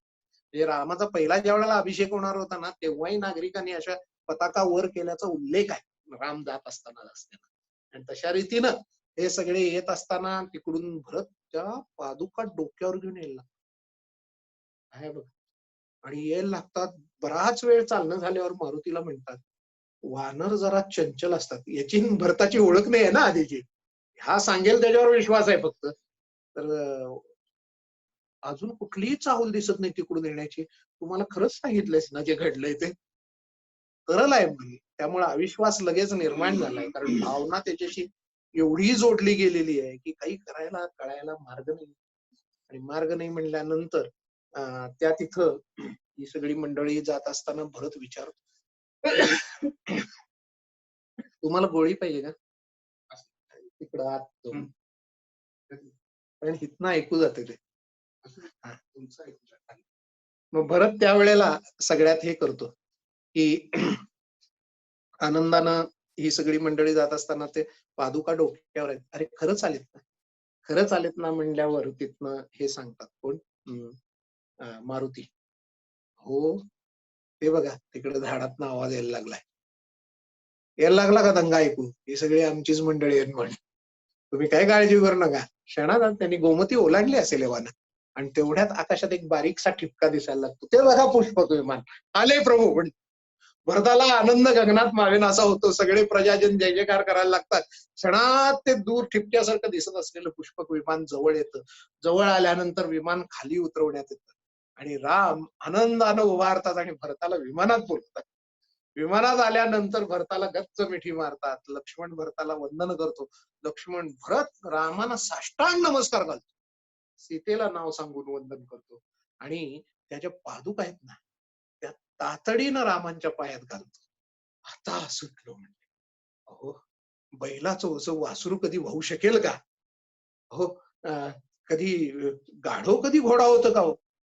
आणि कावळ्याला कधी हंसाची शोभा आली आहे का? तुमचं राज्य आहे, तुम्ही घ्या. या कोश कोठार सारं बघावर पहिल्यापेक्षा दसपट झालेला आहे, काही कमी नाही. तर आता तुम्ही आलात ना, तर सगळं सुजलाम सुफलाम होईल. आणि अशा रीतीनं भरताला विमानात घेतल्यानंतर राम लक्ष्मण आयांचं दर्शन घेतात. आणि ही सगळी मंडळी वाजत गाजत सगळी अयोध्येत आलेली. अयोध्येत आल्यानंतर राज्याभिषेकाची तयारी चालू होती. त्यावेळेला राम सांगतात की भरता तू असं कर, विमानाला पहिल्यांदा सोडून देतात. तू कुबेराकडे जा, मला काय आवश्यकता नाही. कुबेर तुझे खरे मालक आहेत, त्यामुळे तुझे खऱ्या मालकांकडे तू निघून जा म्हणून पुष्पक विमानाला सोडून देतात. पुष्पक विमान त्याचं निघून जातं आणि निघून गेल्यानंतर वसिष्ठ पुत्र सुयज्ञ भेटतात. त्याचं राम अगदी वंदन बिंदन करून कौतुक करतात. आणि अशा रीतीनं हे सगळ्या झाल्यानंतर शत्रुघ्न वगैरे असतात ते राम लक्ष्मणाला वगैरे बसवतात तिथं.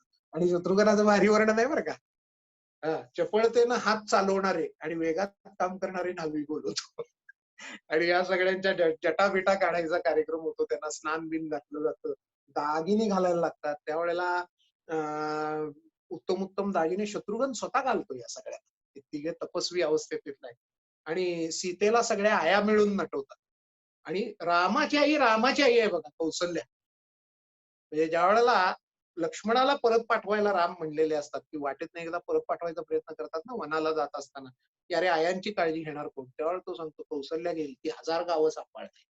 1000 गावं ती सांभाळत असते त्यावेळेला आणि ती सहज काळजी घेईल असं त्यावेळेला लक्ष्मण सांगत असतो. ती कौसल्या तशी आहे. ती काय करत असेल यावेळेला? सगळ्या वानरींचा शृंगार करते. वानर स्त्रियांचा. रामाची आई आहे शेवटी. हा गुण येणारच ना रामाकडं तिच्याकडनं. आणि मग सगळ्या वानरींना ही कौसल्या नटवते आणि असं झाल्यानंतर रथात राम बसतात, सीता बसते आणि मग छत्र शत्रुघ्न देतात. भरत स्वतः रथ हाकायला बसतात. तिथपर्यंत सुमंत्र आणून देतात. तर भरत हाकायला बसतात. ते शिवाजी महाराजांच्या राज्याभिषेकाच्या वेळेला शिवाजी महाराज ज्या हत्तीवर बसले ते ना, त्यावेळी पंतप्रधान मोरोपंत पेंगड्यांनी छत्र धरलं तर हत्तीचं सारथ्य अंबिराव मोहिते सेनापती करत होते. सोन्याचा अंकुश हातात धरून आणि शिवाजी महाराज असे देवदर्शनाला निघालेले होते. तशी ही देवदर्शन यात्रा तशी ही नगर परिक्रमा आहे. आणि नगर परिक्रमा रामाची निघालेली आहे. राम रथात आहेत आणि त्यांच्या माग वर छत्र शत्रुघ्नान धरलेला आहे आणि लक्ष्मण आणि विभीषण दोघ जण चौऱ्या घालतात. काय आणि ही निघाली आहे. मग सुग्रीव कुठे आहे तुम्हाला प्रश्न पडेल. अहो कौतुक करावं तर रामानं करावं. ते विभीषणाच्या हित त्यांना दागिने वगैरे दे म्हणून सांगितलेलं असतं, पण आता अयोध्येचा राजा आहे. स्वतःचा शत्रुंजय नावाचा त्यांचा हत्ती असतो बघा, तो सुयज्ञ घेऊन येतात. त्यावर विभीषणाला बसवतात सजवून आणि सगळे वानर मानव पोशाखात दागिने घालून 90,000 हत्ती आणलेले असतात. सगळ्या हत्तींवरनं त्यांची मिरवणूक. हौस करावी तर अशी करायची. हत्तीवरनं वानरांची मिरवणूक निघणं तुम्हाला कल्पना कशी वाटते सांगा. मध्ये आमच्या इथं एक किल्लेदार म्हणून डॉक्टर आहेत. त्यांनी दिवाळीचा बोनस म्हणून त्यांच्या सगळ्या कर्मचाऱ्यांना हॉस्पिटल मधल्या विमानातनं मुंबई दाखवून आणली. त्याला हौस करणं म्हणतात. तर रामानं तशी हौस केलेली आहे आणि यांना सगळ्यांना हत्तीवर बसवून असं मस्तपैकी फिरून आणले. वादक नर्तक सगळीकडे आनंदी आनंद चाललेला आहे. दुसऱ्या दिवशी म्हणजे पोचल्यानंतर मिरवणूक भरताला सांगतात सुग्रीवाला माझा महाल दे म्हणून. पूर्वी मी राहत होतो तिथं सुग्रीव उतरते. काय दर्जानं वागवण आहे बघा.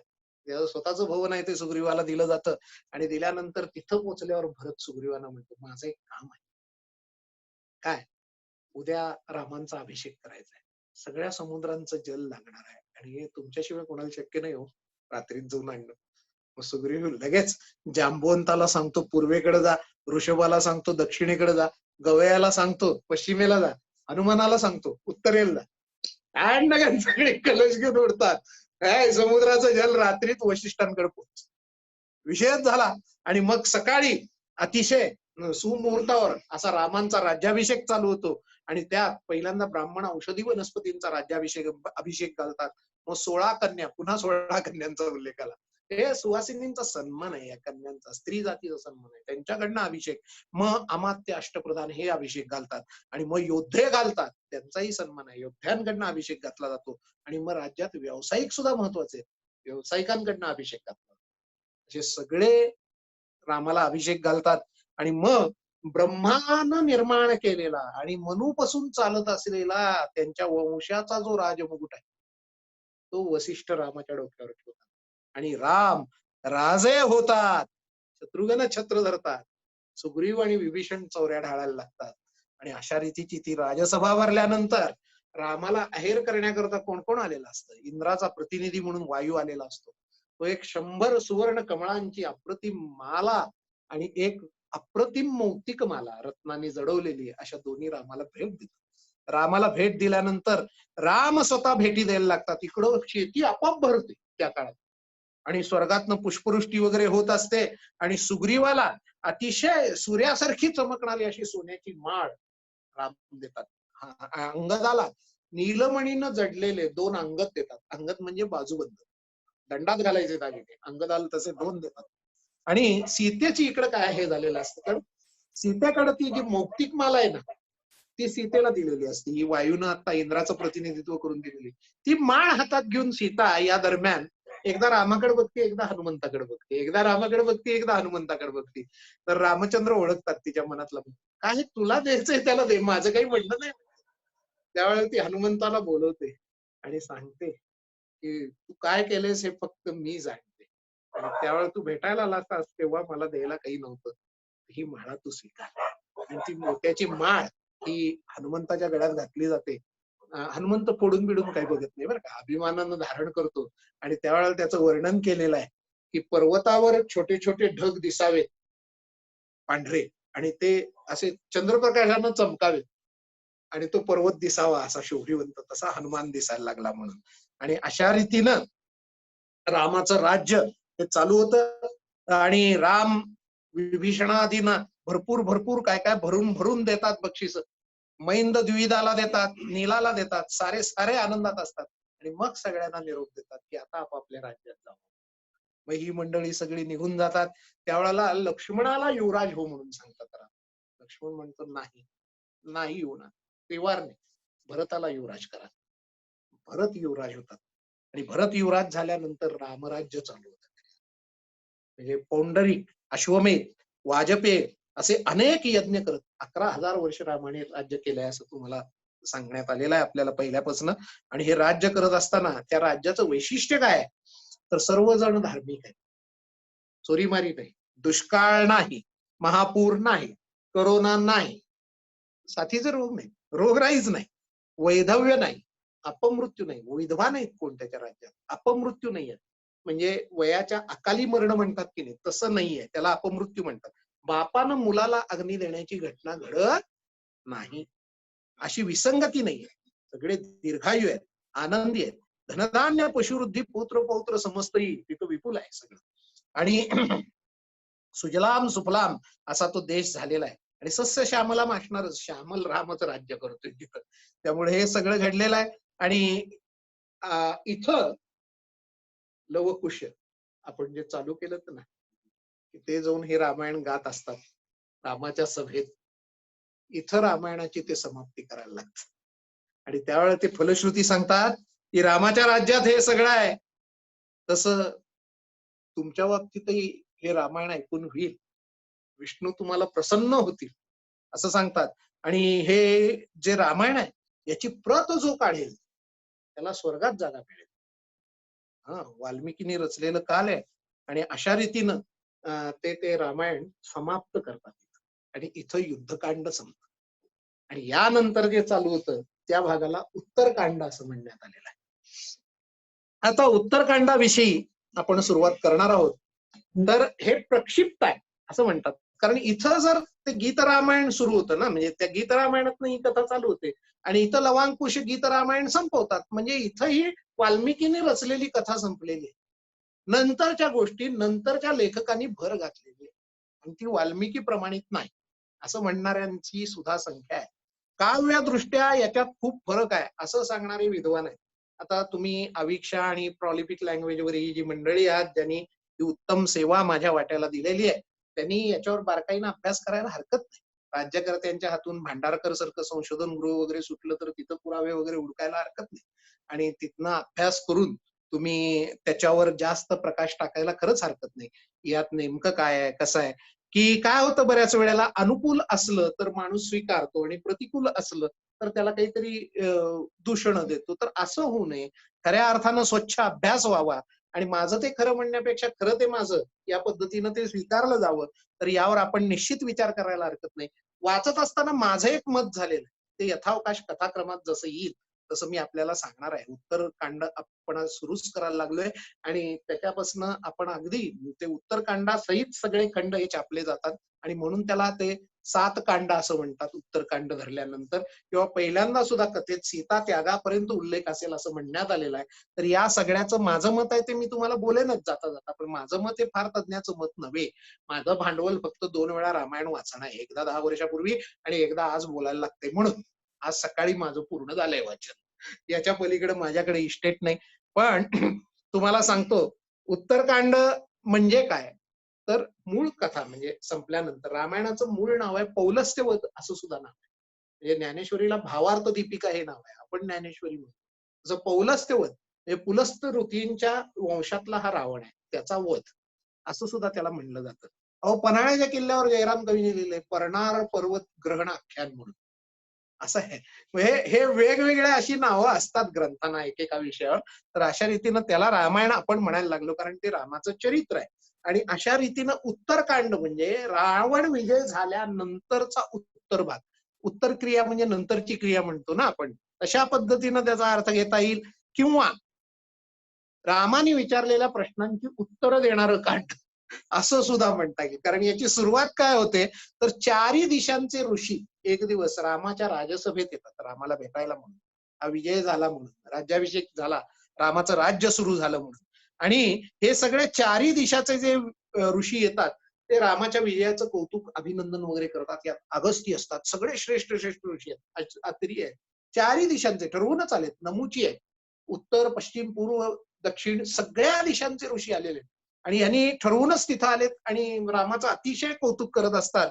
आणि त्यावेळेला ते बोलताना त्यांच्या तोंडात 2-3 वेळा येतं की रावण आणि कुंभकर्ण करण्यापेक्षा इंद्रजित मरणं फार अवघड होतं आणि ते सुद्धा पराक्रम तुम्ही केलात. हे लक्ष्मणानं इंद्रजिताला मारलंय, पण हा सगळ्यात पराक्रम मोठा आहे. रामाला शेवटी शंका वाटते की असं का म्हणताय तुम्ही की रावण आणि कुंभकर्णापेक्षा इंद्रजिताला मारलं हाच मोठा पराक्रम आहे. त्यावेळेला अगस्ती ऋषी सांगायला लागतात की त्याकरता तुला हा सगळा वंश कसा रावणाचा निर्माण झाला इथपासून सांगायला लागेल. तुझी इच्छा असेल तर मी सांगतो. आणि मग राम म्हणतात, अहो तुमच्याकडनं ऐकणं म्हणजे काय, जुना इतिहास सगळा जर कळणार असेल जरूर सांगा. मग अगस्ती ऋषी सांगायला लागतात की सत्ययुगात ब्रह्मादेवांचा पुत्र पुलस्त नावाचा ऋषी आणि हा पुलस्त ऋषी जो आहे तो तपश्चर्या करता राजर्षी तृणबिंदू म्हणून होते. ते पण राजर्षी होते, म्हणजे राजा असून ऋषीव्रतासारखं वागणारे. तृणबिंदूंच्या आश्रमात पुलस्त ऋषी हे जाऊन राहिलेले आहेत आणि तिथं तपश्चर्या करतात. त्या तृणबिंदूंना एक तरुण कन्या आहे. तिची काही अप्सरांशी काही मैत्रिणी वगैरे अशा आहेत, तरुण त्यांची मैत्री आहे आणि त्या तिथे येत असतात त्या वनात. तिच्याकडे म्हणून येत असतात. मग सुंदर वन आहे, त्या वनात विहार करत असतात. आता मुली चार एकत्र आले की कलकलाट हा साहजिक आहे, म्हणजे अटॅचडच असतो त्याच्याबरोबर. आणि त्या कलकलाटानं या पुलस्तांची तपश्चर्या भंग होत असते. मग ते रागवत वगैरे असतात की इकडे येत जाऊ नका, हे करू नका. पण ते काय तरुण मुली आहेत, त्यांना कुठं काय भान असते. आणि पुन्हा त्या येऊन दंगा करायला लागतात. तर एक दिवस ते संतापून येतात आणि म्हणतात, उद्या इथं जी मुलगी येईल ती गर्भवती होईल, अजिबात यायचं नाही. असा शापवाणी उच्चारल्यावर दुसऱ्या दिवशी त्या तरुणी येत. पण ही नेमकी गोष्ट या तृणबंदीच्या मुलीलाच माहित नसते. ती आपली मैत्रिणी का आली नाही, तिकडं असतील तिकडं असतील म्हणून ती हिंडायला लागते तिकडं. आणि तिला वेदध्वनी ऐकायला येतात पुलस्तांचे, आहुती चालू असते, तिथं जाऊन उभारते ऐकत. ती वेदध्वनी चालू असताना समोर येऊन उभारली म्हणल्यावर याला राग येतो. ते कार्य संपवतात आणि तिच्याकडे बघतात तर ती पिवळी पडायला लागते की, आणि तिच्या शरीर कांतीत फरक होतो आणि तिला असं वाटतंय की हे काय झालं आपल्या बाबतीत. मी सांगितलं की म्हणले इकडे येऊ नको, गर्भवती होईल म्हणून, तू कशी काय आलीस. ती घाबरती आणि वडिलांकडे येते. वडील तिची अवस्था बघतात आणि संतापतात, काय केलंस म्हणतात. काही नाही, असं असं झालंय, खरं काय ते सांगून टाकते. मग वडील सरळ सरळ शांत डोक्यात निर्णय घेतात. पुलस्ती ऋषींकडे घेऊन येतात. तिला तुमच्या सेवेत ठेवा, तुम्हाला आजपासून ही मुलगी दिली. आणि दिली म्हणल्यानंतर पुलस्त ऋषींच्या बरोबर ती राहायला लागते, प्रेमान त्यांची. अशी ऋषींना खूप मुली दिल्या बरं का राजांनी, म्हणजे ही काय एकमेव घटना नाही आहे, जुन्या काळात हे खूप वेळा चालायचं. तर अशा रीतीनं राजांनी मुलगी तिला देऊन टाकल्यावर म्हणजे तिचं लग्नच होतं पुलस्त ऋषींची. आणि लग्न झाल्यानंतर ती पुलस्त्यांची उत्तम सेवा करायला लागते. पुलस्त ऋषी अतिशय संतुष्ट होतात आणि तिला सांगतात, तुला एक श्रेष्ठ दर्जाचा तपस्वी असा पुत्र होईल. आणि त्या पद्धतीनं तिला एक अप्रतिम पुत्र होतो. आणि त्यावेळेला म्हणतात की याचं नाव, आता रामाची नाव वगैरे वशिष्ठांनी ठेवली आहेत, त्यामुळे तो ऋषींकडेच अधिकार आहे. तर ते म्हणतात तू वेदध्वनी ऐकलेस आणि त्यातनं हा निर्माण झालाय, त्यामुळे याला आपण विश्रवण म्हणूया. श्रवण केलंस ना तू, तर त्याचं नाव विश्रवण ठेवायचं. मग याचं नाव विश्रवण असं ठेवण्यात, किंवा विश्रवा आपण त्याला म्हणूया. आणि असं विश्रवा त्याचं नाव पडतं. आणि तो विश्रवा जसा मोठा होतो तसा तोही श्रेष्ठ तपस्वी होतो आणि तेजस्वी असतो. त्याची कीर्ती कानावर जाऊन भरद्वाज ऋषी जे असतात ते कन्या देतात स्वतःची. आणि अतिशय छान सुंदर कन्या असती, ती विश्रवा ऋषींना देतात. विश्रवा ऋषींना दिल्यानंतर म्हणजे विश्रवा ऋषी आणि ती कन्या यांच्या संयोगातनं एक सुंदर पुत्र पुन्हा निर्माण होतो. तो पुलस्ती तळाला स्वतः असतात उपस्थित, म्हणजे. आणि तो पुत्र होतो तो ब्रह्मगुणी पुत्र झालेला आहे, कारण यांचं तेज तसं आहे ना विश्रवा ऋषींचं. आणि तो ब्राह्मण पुत्र झालेला आहे अतिशय चांगला. आणि म्हणतात हाही श्रेष्ठ होईल आणि याला लोक वैश्रवण म्हणून ओळखतात. म्हणजे विश्रवाचा मुलगा तो वैश्रवण, वैश्रवण म्हणून ओळखतील. हा वैश्रवण जसा मोठा होतो तसा तोही तपस्येला जातो. आणि तो अतिशय मन लावून तपस्या केल्यानंतर ब्रह्म प्रसन्न होतात. आणि ब्रह्म प्रसन्न झाल्यानंतर त्याला म्हणतात वर माग. वर माग म्हणल्यानंतर तो म्हणतो मला लोकपाल व्हायचे. ब्रह्मा अतिशय खुश होता. म्हणतात माझ्याकडे 3 लोकपाल होते, चौथा मी निर्माण करायलाच लागलो. आता 3 लोकपाल कोण? यम, वरुण आणि इंद्र. हे तिघं होते, मला चौथा पाहिजेच होता. अक्षय धन सांभाळायला कोणतरी धनाध्यक्ष पाहिजे होता. तर ते काम तू कर. मग वैश्रवण धनाध्यक्ष होतो, अतिशय आनंद होतो. आनंद आल्यानंतर तो ब्रह्मांना विचारतो मी राहू कुठं मग? राहू कुठं म्हणल्यानंतर ब्रह्मदेव सांगतात की दक्षिणेला जा, समुद्रात तिथं एक सुवर्णाची नगरी विश्वकर्मानं फार पूर्वी राक्षसांसाठी म्हणून बांधली. खरं राक्षस वेडे वाकडे वागायला लागले म्हणून विष्णूंनी त्यांच्यावर आक्रमण केलं. विष्णूने आक्रमण केल्यानंतर राक्षस ती पुरी सोडून पळाले घाबरून आणि रसातळात गेलेले आहेत. तेव्हापासनं ती लंका नावाची पुरी ही सुनसान आहे, रिकामी पडलेली. तर तू तिथं जाऊन राहा आणि ती वसव. असं सांगितल्यानंतर कुबेराला सगळं मिळतं. आणि त्यावर ब्रह्मा म्हणतात थांब, तू मागितलेलं तुला दिलं, आता मला तुला एक द्यायचंय की तुझ्यावर आनंदित झालो. हे पुष्पक विमान आहे, हे धन्याच्या इच्छेनं चालत असतं. याला तुला बाकी काही बघायला लागत नाही, हे तुटत फुटत काही नाही, धन्याच्या इच्छेनं चालतं. त्यामुळं पुष्पक विमानात कुबेर बसतो, वडिलांना आजोबांना सगळ्यांना वंदन करतो. त्यालाच आपण कुबेर म्हणून ओळखतोय, तो वैष्णव. आणि तो धनाध्यक्ष होतो आणि तो लंकेत जातो आणि लंकेत वस्ती करता तो लोकांना आवाहन करतो. तर काही राक्षस आजूबाजूला जे पळालेले असतात त्यावेळेला त्यातले येऊन लंकेत राहायला लागतात आणि लंका वसते आणि अतिशय वैभवशाली व्हायला लागते, म्हणजे भरभराट व्हायला लागते लंकेची कुबेराच्या मार्गदर्शनाखाली. आणि अशा रीतीनं ही सगळी लंका वाचल्यानंतर रामानं प्रश्न पडतो, आता कुबेरापासनं लंका झाली तर तुम्ही म्हणता की आधी राक्षस होते आणि ते सगळे पळून गेले, मग ते राक्षस कोण? आम्ही समजतोय विश्रवापासूनच राक्षस पुढे निर्माण झाले म्हणून, म्हणजे पुलस्त्यांपासून. कारण रावणाला पौलस्त्य म्हणत असतात किंवा वैश्रवण म्हणत असतात रावणालाही, कारण तो त्या वंशात जन्माला आलाय. तो विश्रवांचाच पुत्र आहे. तो कसा होतो ती कथा थोड्या वेळात येते. तर मग आधी राक्षस कोण होते? आधी राक्षस कोण होते म्हणल्यानंतर अगस्त्य ऋषी उत्तर द्यायला लागतात की ब्रह्मा सर्वात पहिल्यांदा समुद्रासारखा जल निर्माण करतात, जलाचा साठा सगळा निर्माण करतात. आणि हा जलसाठा निर्माण केल्यानंतर काही एक जंतू जीव निर्माण करतात, म्हणजे काही प्राणी जन्माला घालतात. म्हणजे ते मानव असतात तसे किंवा त्या पद्धतीचे काही असतात आणि त्यातले म्हणतात जे या जलाचं रक्षण करतील असे मला पाहिजे. मग काही जण म्हणतात आम्ही रक्षण करू. त्यावेळेला त्यांना राक्षस असं म्हणण्यात येतं. रक्षण करणारे ते राक्षस. मग काही जण म्हणतात त्यातले आम्ही याचं यक्षण करू. यक्षण म्हणजे पूजन. मग त्याला पूजणारे ते यक्ष होतात. अशा रीतीनं यक्षण राक्षसांची निर्मिती झाली म्हणले. आणि त्यातले जे पहिले पहिले राक्षस आहेत त्यात हेती आणि प्रहेती नावाचे राक्षस होते. आता तुम्हाला माहित आहे की हेती नावाचा देश आहे बघा. या रामायणाच्या खुणा तुम्हाला एवढ्या मिळतील सर्वत्र की त्याला मर्यादा नाहीये. तर हेती राम नावात असलेली चिकार शहर आहेत बरं का सगळ्या देशात खूप.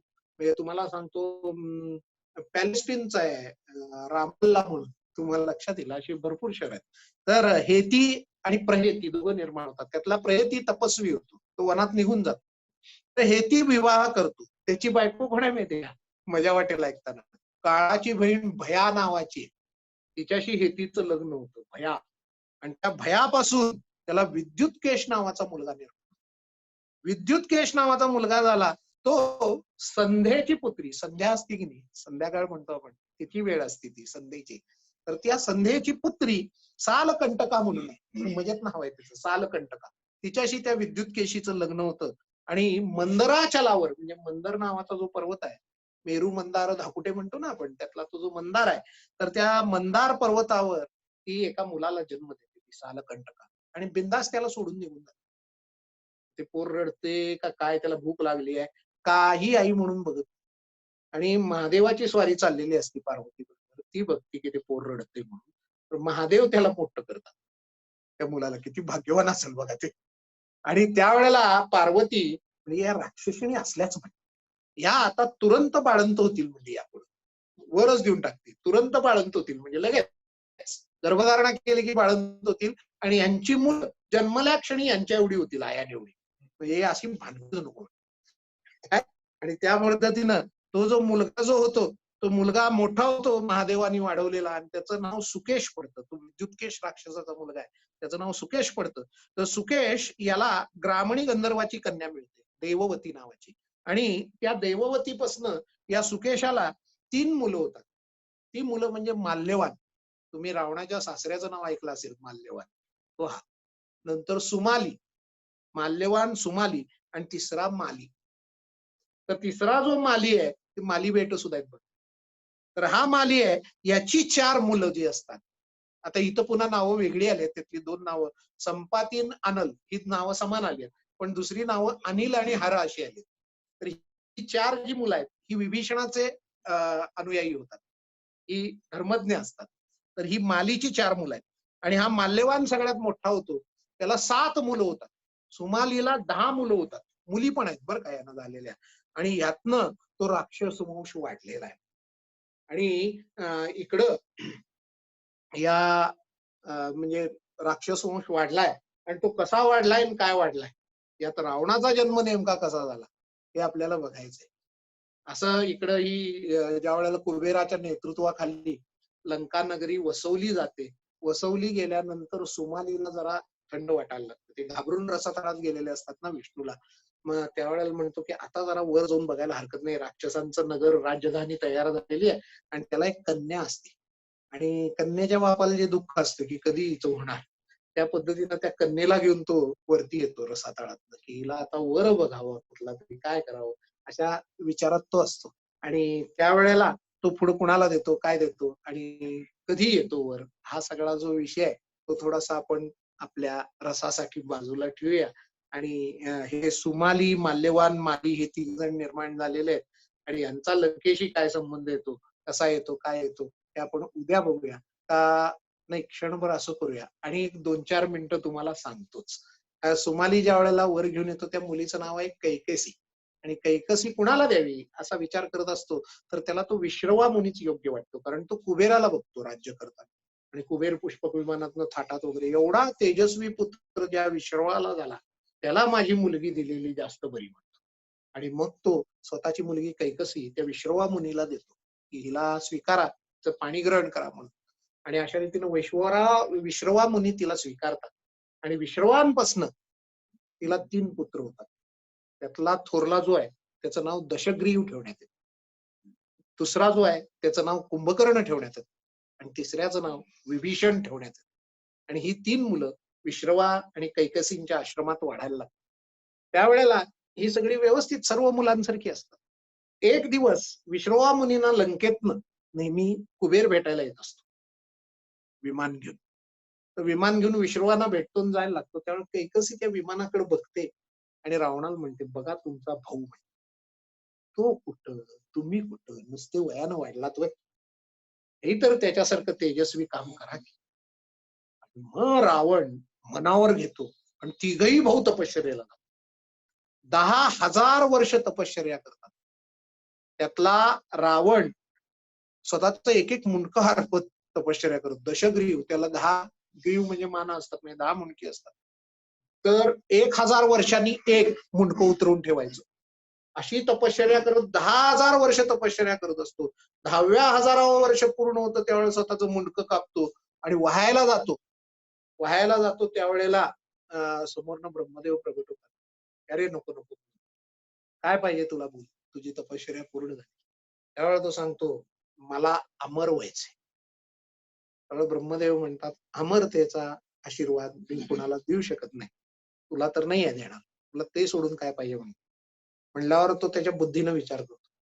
म्हणतो, मला राक्षस, देव, असुर, यक्ष, जनावर, हिंस्र पशु यातल्या कुणापासूनही माझा वध होणार नाही असं मला वरदान द्या. आणि ब्रह्मदेव तथास्तु म्हणून टाकतात. या वेळेला मानव शिल्लक राहिलेला असतो. मानव मागत नाही. तथास्तु दिल्यानंतर वर आणि तुला देतो म्हणले, तुझी सगळी मुंडकी परत येतील तुला, आतापर्यंत तू त्यागलेली. त्याची 10 मुंडक्यांचा तो रावण 20 हातांचा तयार होतो. इकडं कुंभकर्णाच्या बाबतीत अवस्था अवघड असते की तो लहानपणापासून असा भला दांडगा जन्मलेला असतो. आणि तो राक्षस असल्यामुळे राक्षसी आहार. मग आता हा जर असा खात राहिला तर जगच शिल्लक राहणार नाही. मग काय करायचं हे देवादिकांना काळजी पडलेली असते, कारण तो सुद्धा प्रचंड तपश्चर्या करतो उपाशी राहून. म्हणजे तो पंचाग्नी सेवन करतो उन्हाळ्यात. उन्हाळ्यात जेव्हा तापमान वाढतं की नाही, तेव्हा चारी बाजूनं अग्नी पेटवायचा आणि मध्ये थांबायचा, अशी तपश्चर्या. हिवाळ्यात ज्या वेळेला प्रचंड थंडी निर्माण होते त्यावेळेला पाण्यात बुडून राहायचं, अशी तपश्चर्या.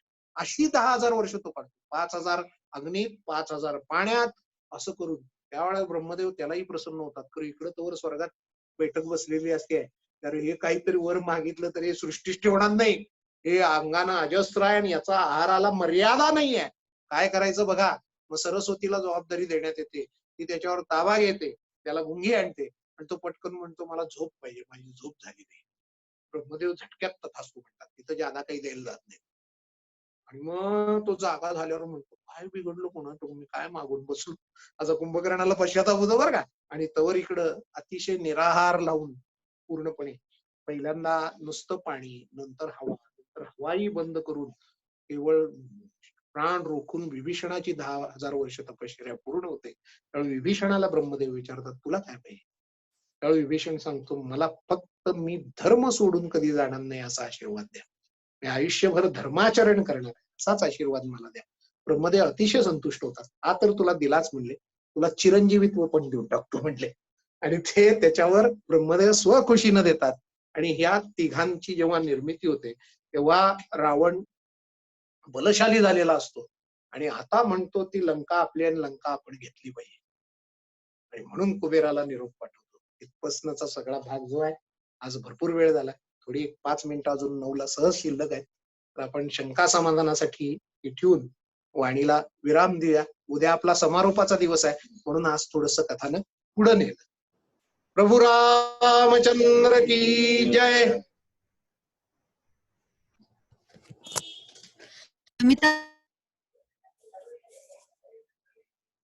हॅलो, माझा आवाज येतोय का? हो, आला आला, बोला. मला 3-4 प्रश्न आहेत, म्हणजे कालचं जे उत्तर ते आणि आजचे मिळून. हा, जेव्हा रामावरती नागपाश अस्त्र सोडलं जातं, हो तर हो. ऍक्च्युली रामासोबत युद्ध नसतं चाललं, मग राम बेसावत असताना त्यांच्यावर नागपाशाचा प्रभाव कस काय होतो? राम यांच्याशी सगळ्यांशीच इंद्रजित लढत असतो ना, आणि तो आकाशात जातो आणि तो त्यांना लक्ष करूनच सोडतो, राम आणि लक्ष्मणाला. अच्छा, नाही मला वाटलं लक्ष्मणासोबतच फक्त तो लढत नाही असतो. नाही, आणि तिथं धर्मयुद्धासारखं नाही चाललेलं हे लक्षात घे. म्हणजे रात्री पण युद्ध चालू आहे. अच्छा आलं का अच्छा. लक्षात. म्हणजे महाभारतात जे धर्मयुद्धाचे नियम ठरलेले असतात की रथी रथीशी लढेल, महारथी महारथीशी लढेल, असं नाहीये. हे राक्षस कुठलाही नियम न पाळणारे. म्हणजे एक अदृश्य होऊन दुसऱ्याशी लढायचं, रावण रथातनं पदातीशी लढतो, हे खरं धर्मयुद्धात बसणार नाही. पण तिथं कुठलेच नियम कोण पाळत नाहीये. कुठूनही रामाला संपवायचं हा उद्योग राक्षसांचा आहे आणि रावणाला संपवायचा हा उद्योग रामाचा आहे. हा, बरोबर. दुसरं असं होतं की विश्वकर्माच्या मुलांना असा शाप होता का की त्यांनी टाकलेली कोणतीही गोष्ट पाण्यात तरंगेल? हा, ते याच्या बाबतीत तसं सांगितलं जातं. शाप नाही म्हणजे वरदान. काय, अच्छा. पण ते वरदान यात लिहिलेलं नाही. तो शिल्पकर्मीच चांगला आहे म्हणून सांगितलंय. विश्वकर्मापासून त्यानं शिल्प विद्या शिकलेली आहे कुणी नलानं, आणि ती वडिलांकडनं त्याच्याकडे वंश परंपरेनं आलेली आहे असं सांगण्यात आलेलं आहे. ओके. त्याच्यानंतर सगळ्याच वानरांना रूप बदलता यायचं की फक्त प्रमुख वानरांना? ही जी वानर आहेत हे सामान्य वानर म्हणून ज्यांचा उल्लेख झालेला आहे त्यातले नाहीये. काय, मी साधारण वानरांचा एकदा उल्लेख केला होता बघ. तर हे सगळे इच्छावेशधारी आहेत आणि हे सगळे हे देवानी विविध जन्म घेतलेले आहेत ना. पहिल्यांदा रामाला जन्म घातला त्यावेळेला, विष्णू अवतार घेणार असतात त्यावेळेला. तर हे इच्छावेशधारी रावण आहेत सगळे, ते वानर आहेत. हो हो. आणि सीता स्वयंवराच्या वेळेस असं वरदान असतं का की शिवधनुष्य फक्त विष्णूला किंवा विष्णूच्या अवतारालाच उचलता येईल? असं यात कुठं लिहिलेलं नाही. ओके. हे नंतरच्या कथातनं, म्हणजे रावण धनुष्य घेऊन पडला वगैरे अशा कथा ज्या आल्या हा हा त्यातनं हा. त्याचं कारण हुडकायचा प्रयत्न कोणीतरी केलेला आहे दुसऱ्या लेखकांनी. हम्म हम्म हम्म. भक्तिप्रधान ज्यांनी पुढे लिहिलंय ना त्यांनी केलेलं आहे. यांनी असं लिहिलेलं नाही. ओके. आणि असं पण की विभीषणाने रामाला सांगितलं की तू रावणाला असं मार. तर आता तुम्ही जी कथा सांगितली त्याच्यामध्ये मातली रामाला सांगतो की तुम्ही हो, हो. विचारा. मग विभीषणाने रामाला सांगितलं नसतं. मातलीनच यात वाल्मिकी रामायणात मातलीनं सांगितलेलं आहे. हां, हां. रावणाच्या बेंबीत अमृत कुंभ असतो, मग विभीषण ते सांगतो. ही सगळी हां. आपल्याकडे भावार्थ रामायणातल्या कथा आपल्याकडे प्रचलित आहेत. हो. वाल्मिकी अच्छा. रामायणातल्या नाहीत. हं, आणि हं, हं. भावार्थ रामायण हे खूप नंतरची आवृत्ती आहे, म्हणजे 400 वर्षापूर्वीची आहे. अरे बापरे! म्हणजे ते एकनाथ महाराज 400 वर्षापूर्वी झालेत ना. हां, हां, हां. त्यामुळे त्याच्यात लिखाणात बऱ्याच फरक पडत गेलेले आहेत, की असे हं, फरक हं. पडतात. तू बघ आता एखादी गोष्ट असते ती 4 दिवसानं लोक वेगळी सांगायला लागतात. हो. तसे तसे फरक पडलेत त्या कथेत. अच्छा. झाले. Thank you. हो, फार छान वाटलं हं. तुझं वय किती आहे? मी 20 वर्षाची आहे. टी-वायला आहे आता. मला जरा आवाजावरनं वाटलंच तू लहान आहेस खूप, पण मला आनंद वाटला. अभिनंदन. धन्यवाद. अच्छा.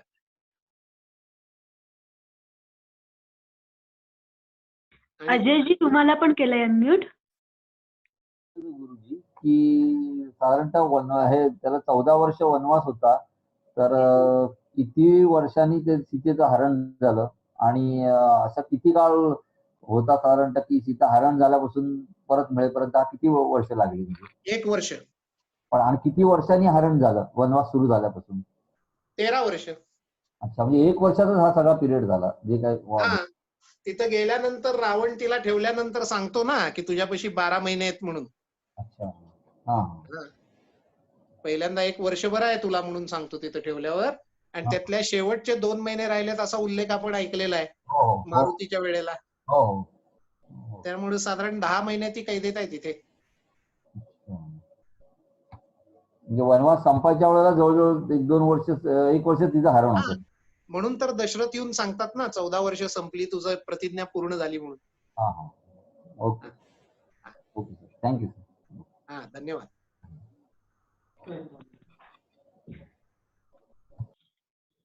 सर एक विनया केसकरजी यांचा प्रश्न आहे की आपले स्वधर्म पालन अविरत निष्ठेने करून श्रीरामाप्रती खरी श्रद्धा ठेवली तर आत्मारामाचे दर्शन होण्याची शक्यता आहे. त्या दृष्टीने आत्ताच्या कलियुगात पहिले पाऊल पडावे म्हणून काय प्रयत्न करावे? याच्यावर आपण उद्या बोलायचंच आहे आपल्या रामापर्यंत. तर त्याचा संदेश मी उद्या देतो, तेवढ्या करता राखून ठेवा.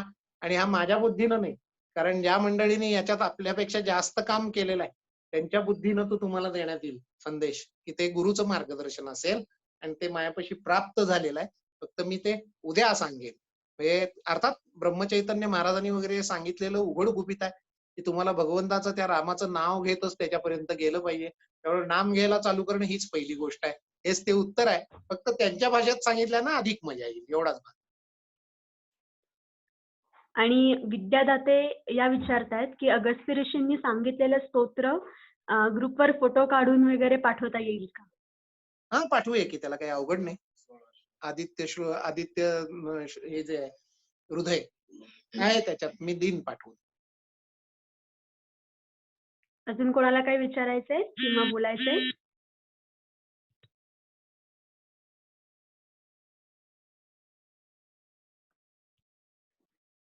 नाही, परत अमिता जोशी यांचा प्रश्न दिसतोय. येऊ दे. केलंय अमिताजी, केलंय तुम्हाला. हॅलो, माझा आवाज येतोय का? बोला. माझा प्रश्न नाहीये ऍक्च्युली. मी माझ्या बहिणीला जेव्हा हे सांगत होते तर तेव्हा तुम्ही काल की परवा गरुडाचा उल्लेख केला होता की गरुडाने येऊन सगळे नागपाश जेव्हा सोडलं होतं तेव्हा त्यांनी हे मदत केली, कारण की तो विष्णूचं वाहन आहे. तर मला ते असं कोरिलेट झालं की तुम्ही दुसऱ्या तिसऱ्या दिवशी जेव्हा राम ह्याला भेटतात, जटायूला भेटतात, त्यावेळेस जटायू जेव्हा त्याची वंशावळ सांगतो तेव्हा तो गरुडापासूनच आलेला आहे. त्यामुळे सीतेचं हरण होतं तेव्हा सुद्धा विष्णूचं वाहन तिला हा. मदत बरोबर आहे. गरुडाचे म्हणजे पुतणे ते जटायू. बरोबर आहे. मला ते कोरिलेट झालं की हो दोन्ही हो वेळेस हो हो हो. छान मदत छान. करायला येतात. उत्तम निरीक्षण आहे. चालेल.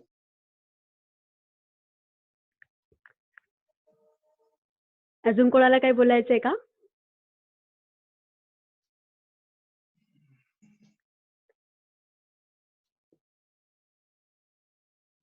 ठीक आहे सर, नाहीये प्रश्न असं दिसतंय. चालेल चालेल चालेल. मग थांबूया. उद्या हो, भेटायचं आता. हो, आपला हो. सांगतेचा दिवस आहे. हो. शक्य तितक्या वेळेत चालू करू. एक 5 मिनिटं आम्हाला पण लागतील. हो. चालेल. प्रभू रामचंद्र की जय. थांबव.